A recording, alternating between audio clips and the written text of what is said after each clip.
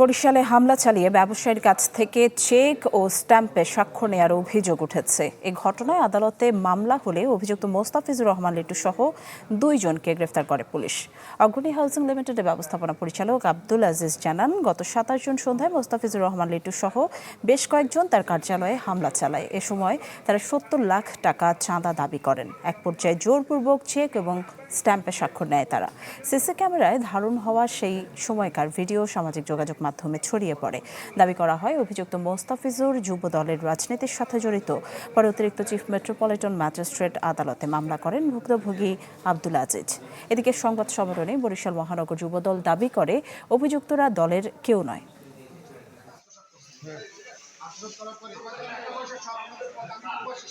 সে প্রথম একটা চেক দিল ব্লাঙ্ক,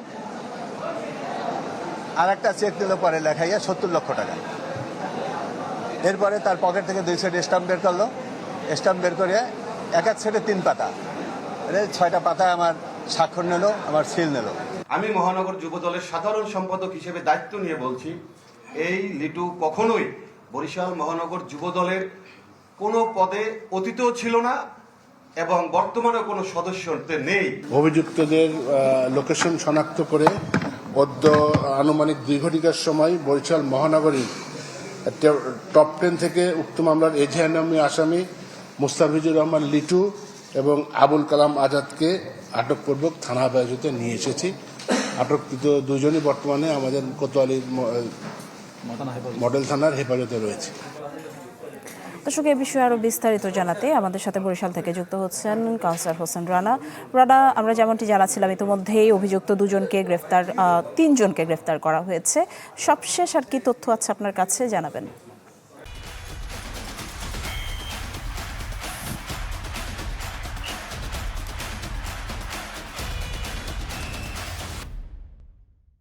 হ্যাঁ নিশি, পুরো ঘটনাটাই এখন বলা যায় যে টক অফ দ্য টাউনে পরিণত হয়েছে এবং এই বিষয়টি নিয়ে সাধারণ মানুষ সহ ভুক্তভোগী এবং অভিযুক্ত আমরা কিন্তু সবার সাথে কথা বলার চেষ্টা করেছি এবং পাশাপাশি আইন শৃঙ্খলা বাহিনীর যারা রয়েছেন তাদের সাথে কথা বলার চেষ্টা করেছি। আইন শৃঙ্খলা বাহিনী আমাদেরকে যেটি জানিয়েছেন যে তারা আজ সকালে এই ভিডিওটি ভাইরাল হতে দেখেন এবং সেখান থেকে তারা তথ্য নিয়ে উদ্যোগেই তার যে ভিকটিমের পরবর্তী যে কালপ্রিট রয়েছে, যে দোষী অভিযুক্ত ব্যক্তি রয়েছে, তাকে গ্রেপ্তারের জন্য প্রচেষ্টা চালাতে শুরু করেন এবং সেই প্রচেষ্টার প্রেক্ষিতে মাত্র 5 থেকে 6 ঘন্টার প্রচেষ্টার মধ্যে তাকে বরিশাল নগরের সদর রোড এলাকা থেকে তাকে গ্রেফতার করে।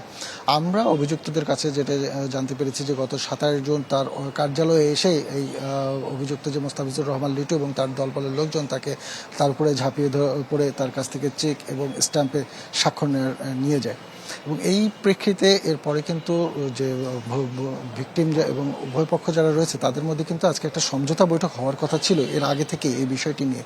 সেটিও এখন অনেকটা বলা যায় যে কালক্ষেপণ হওয়ার সম্ভাবনা রয়েছে।